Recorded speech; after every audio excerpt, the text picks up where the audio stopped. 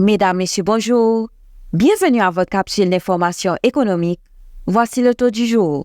Le taux de référence de la BRH pour la journée du 10 octobre 2024 est de 131 gourdes 31,08 pour $1. Le taux moyen d'acquisition TMA pour la même journée est de 132 gourdes 38,87 pour $1. À la clôture du marché le mercredi 9 octobre 2024, le baril de pétrole était à $73,39, soit une diminution de 0,69%. Les employés de la Direction générale des impôts DGI maintiennent leur grève, réclamant de meilleures conditions de travail, dont une augmentation salariale et des primes de risque. Cette paralysie qui dure depuis plus de 2 semaines affecte gravement la perception des impôts et le fonctionnement de plusieurs services fiscaux. Malgré des discussions avec le ministère de l'Économie et des Finances, aucune solution n'a été trouvée, ce qui pourrait aggraver la situation fiscale du pays en début d'année, indique Le Quotidien. Un atelier de 3 jours a été lancé ce lundi 7 octobre au Caribbean Convention Center pour élaborer un plan de préparation aux crises alimentaires en Haïti. Dirigé par le ministre de l'Agriculture et en partenariat avec la Banque mondiale, cet atelier vise à définir des stratégies claires face à l'insécurité alimentaire qui touche 48% de la population. Les initiatives incluent des projets de renforcement de la résilience agricole, notamment dans les zones affectées par le séisme de 2021. La Banque mondiale, préoccupée par le déficit de financement, souligne l'urgence d'une aide alimentaire, rapporte le Nouvelliste.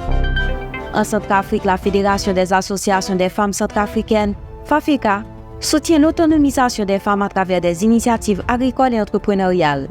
Parmi leurs projets figure la transformation des mangues en confiture, une activité génératrice de revenus pour de nombreuses femmes. Grâce à des formations en agriculture et en élevage, ces femmes améliorent leurs compétences et augmentent leurs revenus.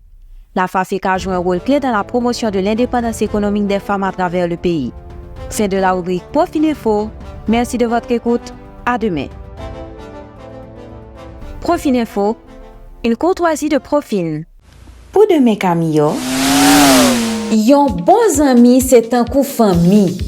Alors toujours songer supporter, encourager, tolérer et puis aider yon bon ami. Toujours travail pour bâtir une relation amicale plus solide. Un petit message et station Go. À l'occasion de son 30e anniversaire, Groupe Croissance organise la 14e édition du Sommet international de la finance du 14 au 16 octobre 2024 à Marriott Hotel à Port-au-Prince. Le thème retenu pour cette édition, financer l'économie haïtienne à partir des investissements directs de la diaspora.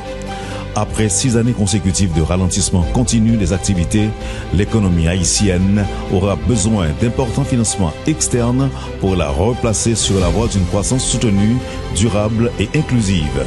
Ceci ne sera pas possible à partir de l'assistance financière internationale. En outre, les investisseurs directs étrangers prendront du temps avant de répondre aux sirènes des acteurs politiques locaux. Comment attirer les potentiels investisseurs haïtiens de la diaspora souhaitant bénéficier de la principale source de devises de l'économie nationale que représentent les transferts des Haïtiens vivant à l'extérieur? Ces sujets seront débattus du 14 au 16 octobre prochain à la 14e édition du Sommet international de la finance devant commémorer le 30e anniversaire du groupe Croissance. Pour plus d'informations, 29 42 25 25 28 11 78 27 ou contactez info@groupecroissancehaïti.com. Groupe Croissance SA, votre partenaire du futur.